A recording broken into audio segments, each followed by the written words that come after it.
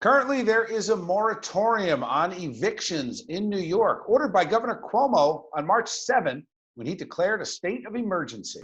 But some state lawmakers don't think that goes far enough. So they introduced the Safe Harbor Act, which would prohibit landlords from evicting tenants for non-payment of rent that accrued during the state of emergency and for 6 months after its eventual end.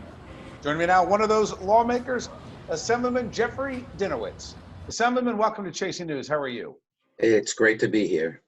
So I understand the intent. It seems that you're trying to protect people who may be out of work, have no money coming in. We've heard horror stories with the economy. I just want to understand, to clarify, anyone who was behind in rent leading up to March 7th would still potentially be evicted. Yeah, this covers the period starting from when the state of emergency was declared. So what about, Assemblyman, what about the landlords? What do you say to those folks that they're falling behind if they can't collect the rent? Well, first of all, the overwhelming majority, in fact, almost all apartments in New York are owned by big landlords. But you're right, there are small landlords, and they have problems like anybody else. But here's the choice right now. We can be in a situation where a landlord can either evict somebody and not get their rent money, or keep somebody in their home and get their rent money, just not right away. And that's what this is all about. This isn't supposed to be a free pass for people who don't want to pay their rent. The landlord will be able to get a monetary judgment against the person.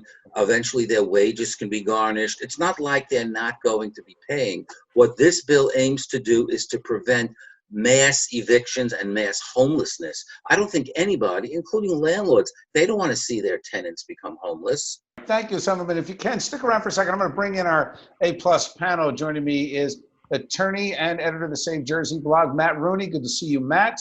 Great to see you, Bill. And Afia Yunus, immigration attorney. Good to see you, Afia. You too, Bill.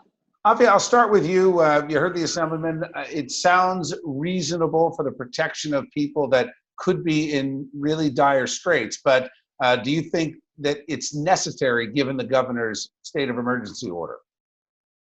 I do. I think this is a logical step for the government to protect its denizens. I think you don't make a rule based on the exception. And as the Assemblyman said, the overwhelming majority of landlords in New York are big landlords.